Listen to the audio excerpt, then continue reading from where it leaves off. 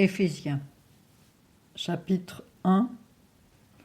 Paul, apôtre de Jésus-Christ par la volonté de Dieu, aux saints et fidèles en Jésus-Christ qui sont à Éphèse. La grâce et la paix vous soient données de la part de Dieu notre Père et du Seigneur Jésus-Christ. Béni soit Dieu, le Père de notre Seigneur Jésus-Christ, qui nous a bénis de toutes sortes de bénédictions spirituelles dans les lieux célestes par Christ. Selon qu'il nous a élus en lui, avant la fondation du monde, afin que nous soyons saints et irrépréhensibles devant lui par la charité. Nous ayant prédestinés à être ses enfants adoptifs par le moyen de Jésus-Christ, d'après le bon plaisir de sa volonté, à la louange de la gloire de sa grâce, qu'il nous a gratuitement accordée en son bien-aimé, en qui nous avons la rédemption par son sang, la rémission des péchés, selon les richesses de sa grâce, qu'il a répandue sur nous abondamment par toutes sortes de sagesse et d'intelligence. Nous ayant fait connaître le mystère de sa volonté, selon le dessein bienveillant qu'il avait auparavant résolu en lui-même, et qu'il devait réaliser à l'accomplissement des temps, à savoir de réunir toutes choses en Christ, tant ce qui est dans les cieux que ce qui est sur la terre. C'est en lui aussi que nous sommes devenus héritiers, ayant été prédestinés, d'après le décret de celui qui opère toutes choses selon le dessein de sa volonté, afin que nous servions à la louange de sa gloire,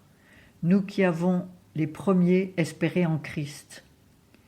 En lui vous êtes aussi, après avoir entendu la parole de la vérité, l'évangile de votre salut, et avoir cru en lui, vous avez été scellés du Saint-Esprit qui avait été promis,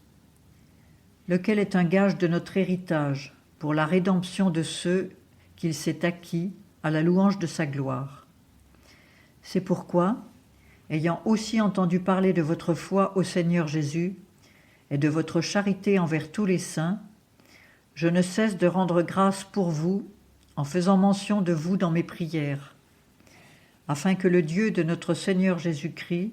le Père de gloire, vous donne un esprit de sagesse et de révélation dans sa connaissance, qu'il éclaire les yeux de votre entendement, afin que vous connaissiez quelle est l'espérance à laquelle vous êtes appelés, et quelles sont les richesses de la gloire de son héritage dans les saints, et quelle est, envers nous qui croyons, l'infinie grandeur de sa puissance, conformément à l'efficacité du pouvoir de sa force,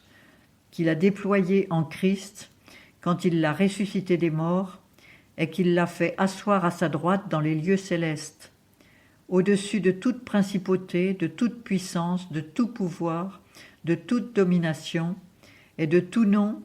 qui se puisse nommer, non seulement dans ce siècle, mais aussi dans celui qui est à venir. Et il a mis toutes choses sous ses pieds et l'a donné pour chef suprême de l'Église, qui est son corps et la plénitude de celui qui remplit tout en tous.